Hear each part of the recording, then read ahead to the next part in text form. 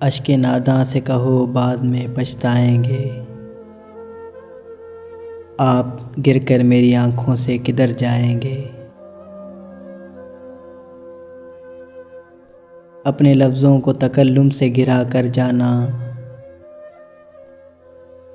اپنے لہجے کی تھکاوٹ میں بکھر جائیں گے۔ تم سے لے جائیں گے ہم چھین کر وعدے اپنے، اب تو قسموں کی صداقت سے بھی ڈر جائیں گے۔ ایک تیرا گھر تھا میری حد مسافت، لیکن